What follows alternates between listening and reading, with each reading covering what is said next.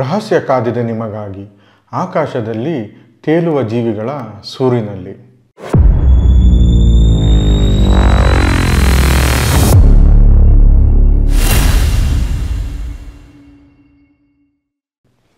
ನಮಸ್ಕಾರ, 64 ಚಾನಲ್ಗೆ ಸ್ವಾಗತ. ನಾನು ಚಂದನ್. ಮಹಿಷ ದಸರಾದ ಬಗ್ಗೆ ನೀವೆಲ್ಲ ಕೇಳಿರ್ತೀರ. ಇತ್ತೀಚೆಗೆ ಅದು ತುಂಬ ಪ್ರಚಲಿತವಾಗ್ತಾ ಇದೆ. ಯಾಕೆ ಗೊತ್ತಾ? ಈ ಮಹಿಷಾಸುರ, ರಾವಣ ಅವರೆಲ್ಲ ದ್ರವಿಡಿಯನ್ಸು.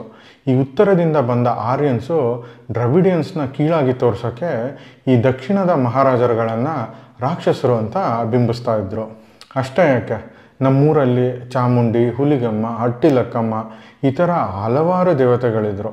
ಇವರೆಲ್ಲ ಪಾರ್ವತಿಯ ಇನ್ನೊಂದು ರೂಪ ಅಂತಲೂ ಹೇಳ್ಕೊಂಡು ಬಂದರು. ಆದರೆ ಪಾರ್ವತಿ ಅನ್ನೋ ಹೆಸರು ಕೇಳೋಕ್ಕೂ ಮುಂಚೆನೇ ನಮ್ಮ ಹಳ್ಳಿಗಳಲ್ಲಿ ಈ ದೇವತೆಗಳನ್ನು ಆರಾಧಿಸ್ತಾ ಇದ್ರು. ಉದಾಹರಣೆಗೆ ಚಾಮುಂಡಿ ಮೇಲೆ ಒಂದು ಕಥೆ ಇದೆ. ಶಿವ ಆಲ್ರೆಡಿ ಪಾರ್ವತಿನ ಮದುವೆ ಆಗಿರ್ತಾನೆ. ಬಟ್ ಚಾಮುಂಡಿ ಅಂದಕ್ಕೆ ಮನೆ ಸೋತು ಚಾಮುಂಡಿನೂ ಮದುವೆ ಆಗ್ತಾನೆ. ಬಟ್ ಈ ವಿಷಯ ತಿಳ್ಕೊಂಡ ಚಾಮುಂಡಿಗೆ ತುಂಬ ಕೋಪ ಬಂದು ಶಿವನ ನಂಜನಗೂಡಲ್ಲಿ ಬಿಟ್ಟು ಚಾಮುಂಡಿ ಬೆಟ್ಟದ ಮೇಲೆ ಬಂದು ನೆಲೆಸ್ತಾಳೆ. ಇದೇ ರೀತಿ ಬಿಳಿಗಿರಿ ರಂಗನ ಮೇಲೂ ಒಂದು ಕಥೆ ಇದೆ. ಬಿಳಿಗಿರಿ ರಂಗ ಅಪ್ಪಟ ಕನ್ನಡಿಗ. ಅವನು ಅಲ್ಲಿರೋ ಸೋಲಿಗರ ಹೆಂಗಸನ್ನ ಮದುವೆ ಆಗಿ ಅಲ್ಲೇ ಉಳ್ಕೋತಾನೆ. ಸೋಲಿಗರು ಇವತ್ತಿಗೂ ಬಿಳಿಗಿರಿ ರಂಗನ ಭಾವ ಅಂತಲೇ ಕರೀತಾರೆ. ಆದರೆ ಈ ನಡುವೆ ಬಿಳಿಗಿರಿ ರಂಗ ವಿಷ್ಣುವಿನ ಅವತಾರ ಅಂತ ಹೇಳಿ ಜನ ಪೂಜೆ ಮಾಡೋದಕ್ಕೆ ಸ್ಟಾರ್ಟ್ ಮಾಡಿದ್ದಾರೆ. ಈ ಟ್ರಾನ್ಸಿಷನ್ನು ಹೇಗಾಯಿತು? ರಾಜಕೀಯವಾಗಿ, ಧಾರ್ಮಿಕವಾಗಿ, ಸಾಂಸ್ಕೃತಿಕವಾಗಿ ತಮ್ಮ ದೇವರುಗಳನ್ನು ನಮ್ಮ ಮೇಲೆ ಹೇರೋದಕ್ಕೆ ಸ್ಟಾರ್ಟ್ ಮಾಡಿದ್ರ. ಯಾರಿಗೂ ಗೊತ್ತಾಗದೇ ಇರೋ ಹಾಗೆ ನಿಮ್ಮ ದೇವರು ನಮ್ಮ ದೇವರಿನ ಅಂಶ ಅಂತ ಹೇಳೋ ಒಂದು ಕುತಂತ್ರ ಇರಬಹುದಾ? ಈ ಎಲ್ಲ ಕಥೆಗಳಿಗೂ ಒಂದು ಬೇಸ್ ಇರಬೇಕಲ್ವಾ? ಅಟ್ಲೀಸ್ಟು ಕೆಲವು ಘಟನೆಗಳು ನಡೆದಿರಲೇಬೇಕು. ಈ ದೇವರುಗಳ ಎವಲ್ಯೂಷನ್ನು ಹೇಗಾಯಿತು? ಪ್ರಕೃತಿಯನ್ನು ಪೂಜೆ ಮಾಡ್ತಿದ್ದ ಮನುಷ್ಯ ವಿಗ್ರಹಗಳನ್ನು ಪೂಜೆ ಮಾಡೋದಕ್ಕೆ ಯಾವಾಗಿಂದ ಸ್ಟಾರ್ಟ್ ಮಾಡ್ದ? ಈ ಎಲ್ಲ ಥರದ ಪ್ರಶ್ನೆಗೆ ಬಹುಶಃ ಇವತ್ತು ನಾವು ಪರಿಚಯ ಮಾಡ್ಕೋತಾ ಇರೋ ಪುಸ್ತಕ ಉತ್ತರ ಕೊಡ್ಬೋದೇನೋ. ನಾವು ಓದಿದ ವಿಭಾಗದಲ್ಲಿ ಇವತ್ತು ನಾವು ಪರಿಚಯ ಮಾಡ್ಕೋತಾ ಇರೋ ಪುಸ್ತಕ ಶಿಲಾಕುಲ ವಲಸೆ. ಲೇಖಕರು ಡಾಕ್ಟರ್ KN ಗಣೇಶಯ್ಯ. ಪ್ರಕಾಶಕರು ಅಂಕಿತ ಪುಸ್ತಕ. ಪುಟಗಳು 328. ಬೆಲೆ 350 ರೂಪಾಯಿಗಳು. Genre historical thriller.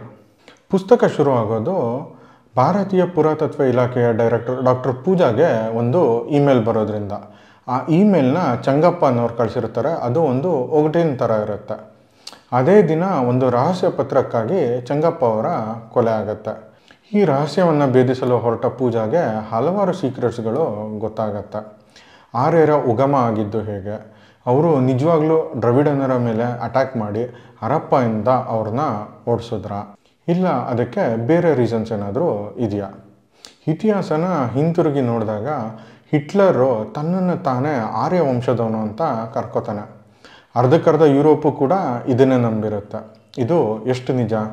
ತಮ್ಮ ಧರ್ಮವನ್ನು ವಿಸ್ತರಣೆ ಮಾಡಲು ಎಲ್ಲ ದೇವರು ಒಂದೇ ಅಂತ ಭಾವನೆ ಬಿತ್ತಿದ್ರ, ಅಥವಾ ಊರಿಗೊಂದರಂತೆ 3 ಕೋಟಿ ದೇವತೆಗಳಿದ್ದ ಭಾರತದಲ್ಲಿ ಈಗ ಕೆಲವು ಮೇಜರ್ ದೇವರುಗಳನ್ನು ಪೂಜೆ ಮಾಡೋದಕ್ಕೆ ಕಾರಣಗಳಾದರೂ ಏನು? ಇದೆಲ್ಲದರ ಹಿಂದೆ ಬ್ರಿಟಿಷರ ಕೈವಾಡ ಎಷ್ಟಿದೆ? ಇನ್ಫ್ಯಾಕ್ಟ್ ನಾವು ಆಗಲೇ ಹೇಳಿದ್ವಲ್ಲ, ಪೂಜಾಗೆ ಏನೋ ಸೀಕ್ರೆಟ್ಸ್ ಗೊತ್ತಾಯಿತು ಅಂತ.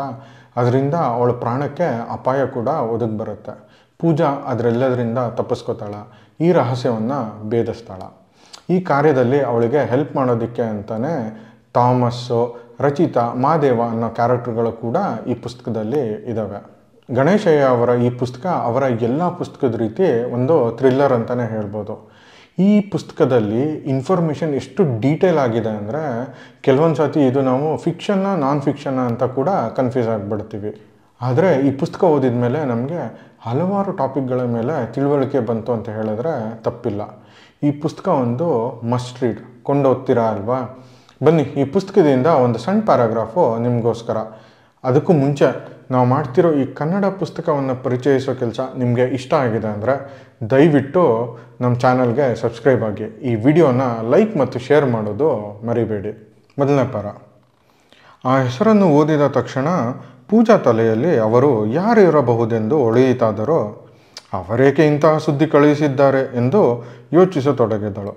ಆ ಇಮೇಲ್ನ ಜೊತೆಗಿದ್ದ ಒಂದು ಡಾಕ್ ಫೈಲ್ನ ಮೇಲೆ ಮೌಸನ್ನು ಲಘು ಬಗೆಯಿಂದ ಕ್ಲಿಕ್ ಮಾಡಿದಳು. ಆ ಫೈಲ್ನ ಹೆಸರು ವಿಚಿತ್ರವಾಗಿತ್ತು. phoenix.doc. ಸುಟ್ಟು ಹೋದ ಬೂದಿಯಿಂದ ಮತ್ತೆ ಮರುಜೀವ ಪಡೆದು ಹಾರಿ ಹೋಗುವ ಪೌರಾಣಿಕ ಹಾಗೂ ಕಾಲ್ಪನಿಕ ಪಕ್ಷಿಯ ಹೆಸರೇಕೆ ಈ ಫೈಲ್ಗೆ ಎಂದು ಯೋಚಿಸುತ್ತಿದ್ದಂತೆ ಆ ಫೈಲ್ ಡೌನ್ಲೋಡ್ ಆಗಿತ್ತು. ಅದನ್ನು ತೆರೆಯ ಮೇಲೆ ಮೂಡಿಸುತ್ತಾ ಚಂಗಪ್ಪನ ಸುತ್ತ ತನ್ನ ನೆನಪನ್ನು ಹರಿಬಿಟ್ಟಳು. ಚಂಗಪ್ಪ ಎಮ್ಮೆ ಮಾಡುವಾಗ ತನ್ನ ಶಿಷ್ಯನಾಗಿದ್ದ. ತಂದೆ ಚರಿತ್ರೆಯಲ್ಲಿ ಎಮ್ಮೆ ಮಾಡಲು ಪ್ರೇರೇಪಿಸಿದರೆಂದು ತಿಳಿಸಿದ್ದ. ವಿದ್ಯಾರ್ಥಿಯಾಗಿದ್ದಾಗಲೇ ಬಹಳಷ್ಟು ವಿಷಯಗಳ ಬಗ್ಗೆ ಪ್ರಶ್ನಿಸುತ್ತಿದ್ದ.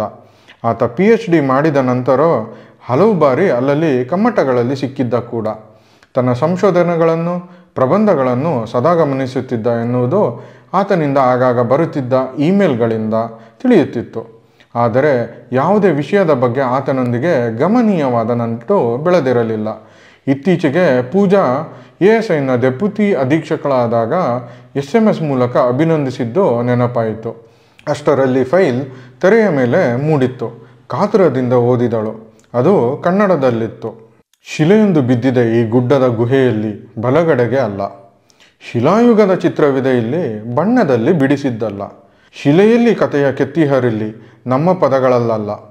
ಗುಹೆಯಲ್ಲದ ಈ ಗುಹೆಯ ಬಳಿಯ ಗುಹೆಯಲ್ಲಿ ರಹಸ್ಯ ಕಾದಿದೆ ನಿಮಗಾಗಿ, ಆಕಾಶದಲ್ಲಿ ತೇಲುವ ಜೀವಿಗಳ ಸೂರಿನಲ್ಲಿ. ಚಂಗಪ್ಪ. ಇನ್ ಕೇಸ್ ನೀವು ಆಲ್ರೆಡಿ ಈ ಪುಸ್ತಕ ಓದಿದ್ರೆ ನಿಮ್ಮ ಅನಿಸಿಕೆನ ಕಮೆಂಟ್ ಮೂಲಕ ತಿಳಿಸೋದು ಮರಿಬೇಡಿ. ಮುಂದಿನ ವಾರ ಹೊಸ ಪುಸ್ತಕದೊಂದಿಗೆ ನಿಮ್ಮ ಮುಂದೆ ಬರ್ತೀವಿ. ಅಲ್ಲಿವರೆಗೂ ಓದಿ ಮರಳಾಗಿ. ವಿಡಿಯೋ ನೋಡಿದ್ದಕ್ಕಾಗಿ ಧನ್ಯವಾದಗಳು. ನಾನು ಚಂದನ್, ಸೈನಿಂಗ್ ಆಫ್.